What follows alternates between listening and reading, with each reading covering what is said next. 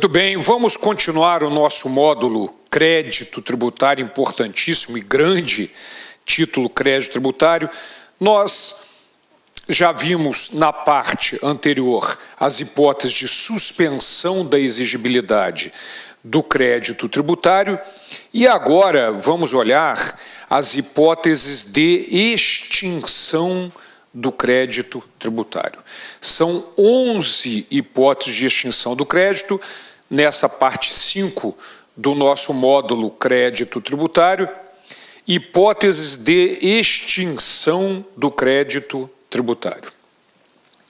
O artigo 156 do CTN traz quais são essas hipóteses. O pagamento, vamos estudar todas elas, o pagamento, a compensação, quando a Fazenda Pública deve para o sujeito passivo deve para a Fazenda Pública, a transação, que nós vamos ver como é que ocorre, a remissão, que é o perdão da dívida, a prescrição e a decadência, sobre a qual nós já conversamos aqui em alguns momentos, porque precisamos desses conceitos, a conversão do depósito em renda, o pagamento antecipado e a homologação, que nada mais é do que o lançamento por homologação. E vejam, portanto, que o lançamento por homologação é um lançamento atípico, porque ao mesmo tempo que ele constitui o crédito, como está no artigo 150, que nós vimos, lançamento por homologação, ele o extingue, de acordo com o artigo 156, inciso 7. E é a um só tempo as duas coisas. Porque o contribuinte calcula, paga, a Fazenda Pública homologa.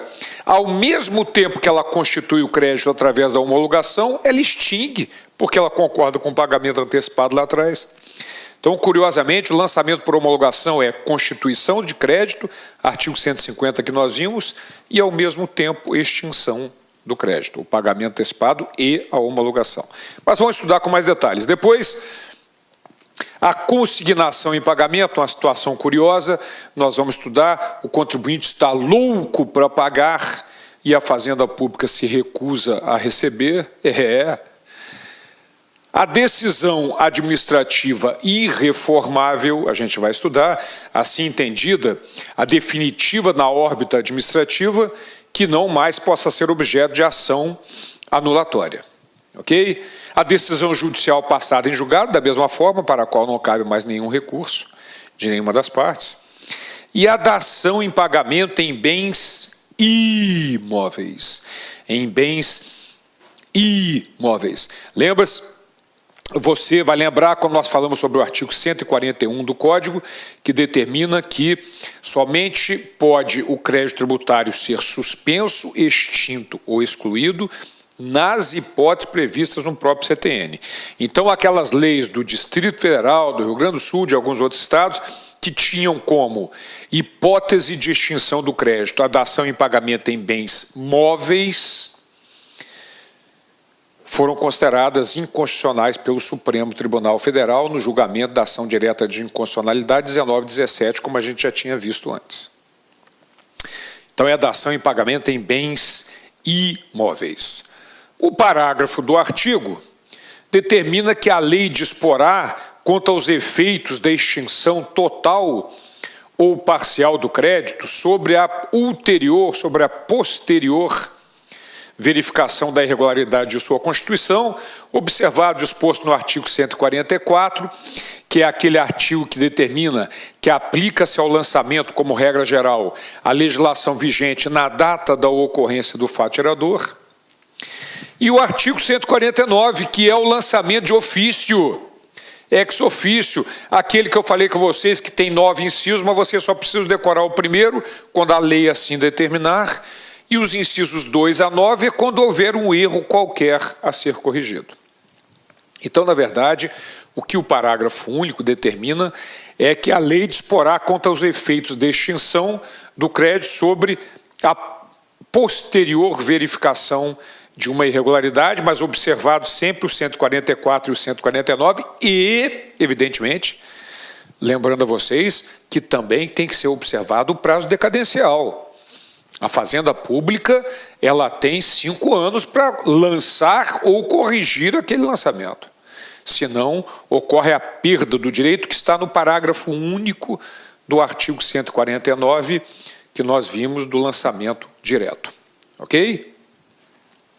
Maravilha. Então, antes de nós iniciarmos o estudo das 11 hipóteses de extinção do crédito tributário, com todos os seus detalhes, pagamento, então, é uma extensão dentro do Código Tributário enorme, vários dispositivos a respeito de pagamento, nós precisamos ver alguns aspectos jurisprudenciais sobre as hipóteses de extinção. Vamos lá. Súmula do STF número 70. É inadmissível a interdição de estabelecimento como um meio coercitivo para a cobrança de tributo. Essa súmula, ela prejudica muito a fiscalização. Imagine uma padaria regular, paga os seus tributos, tudo normal, vendendo os seus produtos. Do lado dele, um cara, um ex-empregado, monta uma padaria sem inscrição, sem regularizar, não paga tributo nenhum e vende o pão pela metade do preço. E o pão tão bom quanto. Ora, essa padaria regular entra com uma reclamação, não, uma denúncia da repartição fiscal, o fiscal vai lá, interdita o estabelecimento, porque não está regularmente constituído. No dia seguinte, o cara entra com uma ação e consegue uma liminar para funcionar, porque a súmula número 70 do Supremo Tribunal Federal determina que é inadmissível a interdição de estabelecimento como um meio coercitivo para a cobrança de tributo. Certo? Aí vai levar uma multa, ele acha a maior graça do mundo, ele como pessoa física está devendo já um monte, não quer saber mais um pouquinho, menos um pouquinho, e continua lá trabalhando. O que acontece? O outro dono da padaria regular provavelmente vai para a informalidade também, se quiser sobreviver. Bom, depois vem a súmula também do STF, número 323. Observem que essas não são súmulas vinculantes, mas são posições do STF. Então, os juízes singulares e os tribunais inferiores sabem que eles até podem decidir de modo contrário, mas quando chegar ao STF vai ser essa a decisão. É inadmissível a apreensão de mercadoria como meio coercitivo para pagamento de tributos. Esta é outra súmula que, na verdade, os estados a descumprem sempre, né? Porque você, como se eventualmente fizer um concurso para auditor fiscal de um estado, estiver fazendo uma blitz de fiscalização, passar um caminhão com a mercadoria irregular, você vai apreender a mercadoria até que o tributo seja pago. Todos os estados fazem isso, na verdade, a imensa maioria deles. Mas isso, de acordo com a súmula do Supremo Tribunal Federal, é inconstitucional, é inadmissível a apreensão de mercadoria com o meio coercitivo do pagamento de tributo. Então, o certo seria lavrar o auto de infração, entregar para o cara e deixar o cara embora. Muito cuidado, que uma coisa é você responder questão de direito tributário na prova, outra é de legislação dos tributos. Então, se você vai fazer um concurso eventualmente para um estado, você tem que ver lá na legislação do estado se aparece a apreensão de mercadoria com o meio coercitivo de cobrança de tributo. Então, na prova de legislação, você vai dizer que aquilo é válido, porque está previsto na legislação. Tome cuidado com isso, ok? Mas essa é a súmula número 323. Depois, a súmula número 547 do Supremo. Não é lícito à autoridade proibir que o contribuinte em débito adquira estampilhas, eu vou explicar o que é, despache mercadorias nas alfândegas e exerça suas atividades profissionais. Estampilha, nós vamos ver, é uma forma de pagamento de tributo, que é aquele selinho que vem do cigarro, bebida. Se você olhar, tem escrito embaixo assim, IPI, aqueles selinhos, é um pagamento através de estampilha. Estampilha é aquilo. Mas nós vamos conversar sobre ela quando nós conversarmos sobre as formas de pagamento, lá no artigo 62 do CTN. Mas o fato é que você não pode, de acordo com a súmula, não é lícito a autoridade proibir que o contribuinte exerça suas atividades em resumo. Por exemplo, o talão de nota fiscal antes do advento da nota fiscal eletrônica, hoje a imensa maioria das empresas já emite nota fiscal eletrônica, mas o produtor rural, por exemplo, no estado do Rio de Janeiro, em outros estados eu não sei, mas no estado do Rio de Janeiro, ele tem que emitir talão manual, ainda não é a nota fiscal eletrônica. Então, ele vai na repartição, a gráfica só pode imprimir um talão para ele se o fiscal der autorização. Esta autorização chama-se AIDF, Autorização de Impressão de Documento Fiscal. Então, o contribuinte vai na repartição, leva o espelho da nota fiscal, como vai ser, para o fiscal ver se está no padrão. O fiscal carimba, assina, autoriza a gráfica, e aí sim a gráfica vai poder imprimir, né, os talões de nota fiscal, no caso do produtor rural do estado do Rio de Janeiro, que ainda não utiliza nota fiscal eletrônica. Mas o que a gente faz? Se o contribuinte chegar e estiver irregular, estiver devendo tributo, normalmente não se autoriza essa impressão de documento fiscal para a gráfica. Mas isso fere a súmula 547 do STF, porque não é lícito a autoridade proibir o contribuinte indébito que adquire estampilhas, despache mercadorias e exerça suas atividades profissionais. Ok? Então, o correto também seria lavrar uma auto-infração, entregar para o produtor rural e autorizar a impressão pela gráfica do talão de nota fiscal para que ele possa exercer as suas atividades profissionais normalmente. Ok? Volto a insistir, não confunda os conceitos do direito tributário que nós estamos vendo com a jurisprudência com as determinações da legislação. Muitas vezes as legislações não obedecem à jurisprudência e muitas vezes nem à Constituição, né?